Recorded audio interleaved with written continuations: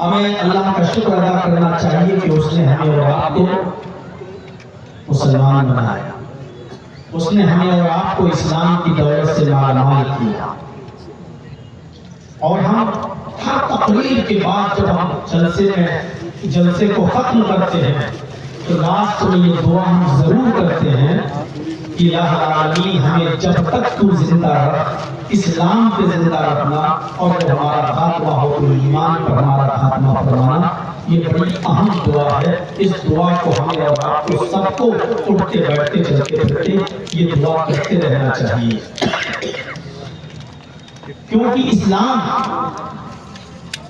آدم علیہ السلام سے لے کر محمد رسول اللہ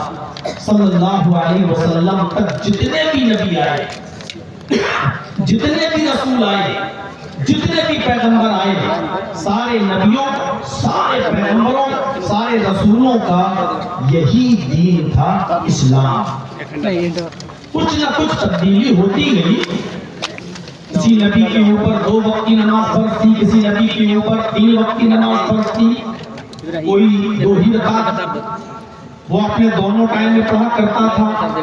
کوئی تینوں وقت میں 2 رکعتیں پڑھا کرتا تھا، کسی نبی کے اوپر صبح اور دوپہر اور شام میں نماز فرض تھی، کسی پر 4 ہی رکعت فرض تھی۔ جو نبی آیا شکل تو تھوڑی بدلی، لیکن توحید کے ساتھ بگاڑ نہیں ہوا۔ اسلام کی جو مکھ اور خاص شکشائیں ہیں، تعلیم ہے، اس کے اندر تبدیلی نہیں ہوئی۔ سارے نبیوں نے یہ دین دیا، اس لیے اللہ تعالیٰ نے محمد رسول اللہ صلی اللہ علیہ وسلم پر جب اسلام کو دے کر نبی اکرم کو اس دنیا میں بھیجا تو اللہ تعالیٰ نے یہ نہیں کہا کہ اے محمد صلی اللہ علیہ وسلم ہم آپ کو کوئی نیا دین دے کر بھیج رہے ہیں، یہ نہیں کہا اللہ، بلکہ یہ کہا کہ میں آپ کو وہی دین دے کر بھیج رہا ہوں جو دین میں نے آپ سے پہلے اور دوسرے نبیوں کو دیا تھا۔ آپ کوئی نیا دین لے کر نہیں جا رہے ہیں اس دنیا میں، جو چیز ہم آپ کو دے رہے ہیں وہ آپ سے پہلے اور بھی پیغمبر اس دنیا میں لیتے آئے ہیں۔ قرآن اس بات کا اعلان کرتا ہے، شرع لکم من الدین ما وصى به نوحا والذی اوحینا الیک وما وصینا به ابراہیم وموسیٰ وعیسیٰ ان اقیموا الدین۔ بہت اسپشٹ شبدوں میں ظاہری لفظ پر غور کیجیے گا، ہم نے کوئی نیا دین آپ کو دیا ہی نہیں، ہم نے آپ کے لیے اسی دین کو نافذ کیا ہے، اسی دین کو مشروع قرار دیا ہے، اسی دین کی استھاپنا کا حکم آپ کو دیا ہے۔ ہم نے آپ کو وہی دین دے کر بھیجا ہے جو دین آپ سے پہلے ہم نے نوح کو دے کر بھیجا تھا۔ وَمَا وَصَّيْنَا بِهِ إِبْرَاهِيمَ وَمُوسَىٰ وَعِيسَىٰ أَنْ أَقِیمُوا الدِّینَ، اور نوح کے بعد اسی دین کی وصیت ہم نے ابراہیم کو بھی کی تھی، اور موسیٰ اور عیسیٰ کو بھی وہی دین دے کر ہم نے بھیجا تھا۔ یہی اسلام تھا، نوح بھی یہی اسلام لے کر آئے، ابراہیم بھی یہی اسلام لے کر آئے، موسیٰ بھی یہی اسلام لے کر آئے، عیسیٰ بھی یہی اسلام لے کر آئے۔ اور اس بات کی پشتی، اس بات کی تصدیق اس بات سے بھی ہوتی ہے کہ اللہ تبارک و تعالیٰ نے ان تمام نبیوں کو ایک ہی کلمہ دیا تھا، ایک ہی کلمہ، لا الہ الا اللہ۔ سارے نبیوں کا ایک ہی کلمہ تھا، اور اسی کی طرف اللہ تبارک و تعالیٰ نے اشارہ کرتے ہوئے کہا، نبی اکرم کو مخاطب کر کے کہ آپ یہودیوں اور عیسائیوں کو اپنی طرف بلاؤ، اتفاق کی دعوت دو، اتحاد کی دعوت دو، اور کہو کہ ہم سے لڑتے کیوں، جھگڑتے کیوں، اختلاف کیوں کرتے ہو،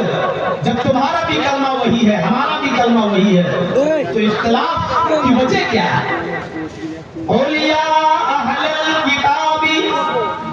تعالوا الی کلمۃ سواء بیننا وبینکم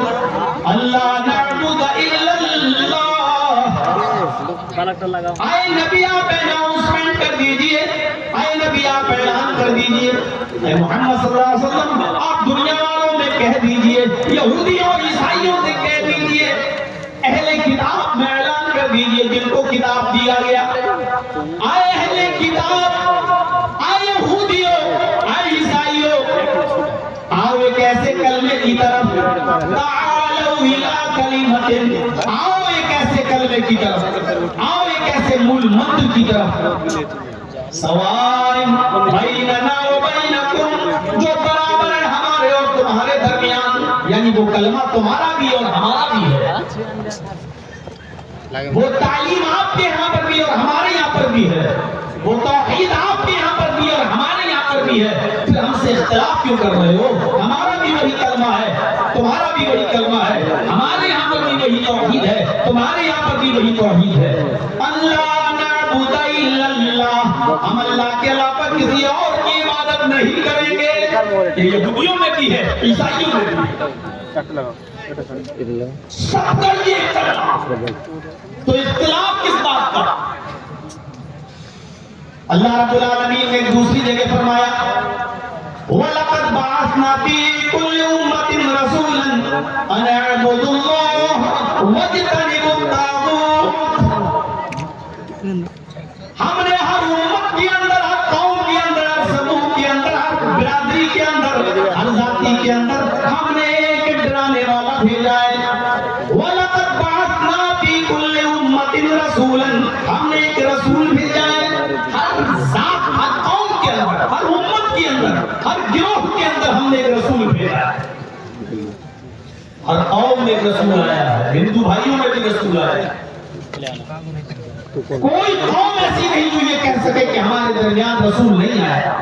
اللہ کہتا ہے ہم نے ہر امت کے اندر، ہر سموہ میں، برادری میں، گروہ میں ایک رسول بھیجا، اور اس رسول کی دعوت یہی ہے ان اعبدوا اللہ، لوگوں ایک اللہ کی عبادت کرو، اللہ کے علاوہ تمہارا کوئی معبود نہیں ہے، اسی کے آگے اپنا سر جھکاؤ، وہی تمہارا معبود ہے، وہی تمہارا مسجود ہے، اس کے علاوہ عبادت کسی کے لیے جائز نہیں، اور اس کے علاوہ سجدہ بھی کسی اور کے لیے کرنا جائز نہیں. تو ہر نبی کی یہی دعوت تھی اور ہر نبی کا یہی کلمہ تھا. اور ظاہر ہے کلمے کے بعد دوسرے نمبر پر اسلام کی بنیاد جن چیزوں پر رکھی گئی ہے، اس میں دوسرے نمبر پر نماز آتی ہے. اسی لیے دنیا میں کوئی قوم ایسی نہیں ہے کہ جس قوم کے اندر نماز پڑھنے کا ثبوت موجود ہے. نماز ہے، عیسائی آج بھی نماز پڑھتے ہیں، یہودی آج بھی نماز پڑھتے ہیں، اور طریقہ بالکل بہت حد تک مسلمانوں سے ملتا جلتا. اسی لیے نماز کا ثبوت بھی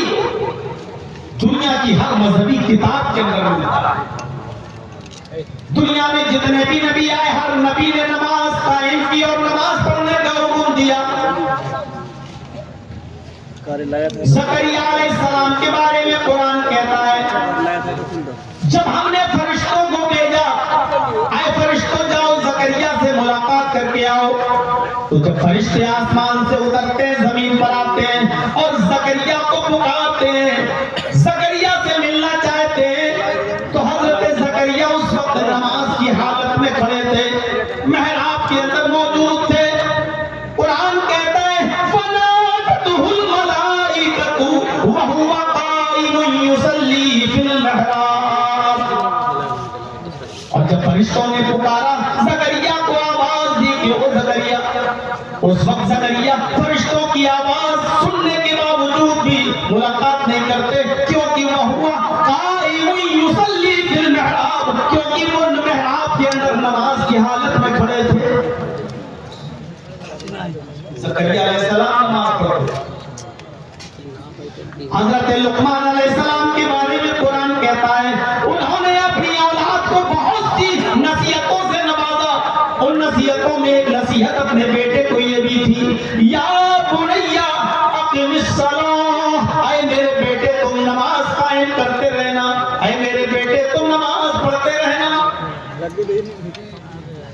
دیکھیے قرآن ہی بتا رہا ہے نماز زکریا علیہ السلام بھی پڑھا کرتے تھے، نماز لقمان علیہ السلام بھی پڑھا کرتے تھے، بلکہ وہ اپنی اولاد کو نصیحت بھی کر رہے ہیں کہ اے میرے بیٹے تم نماز پڑھتے رہنا۔ ابراہیم علیہ السلام بھی نماز پڑھا کرتے تھے۔ قرآن ان کے بارے میں کہتا ہے کہ جب ہم نے ان کو حکم دیا کہ اپنے بیوی کو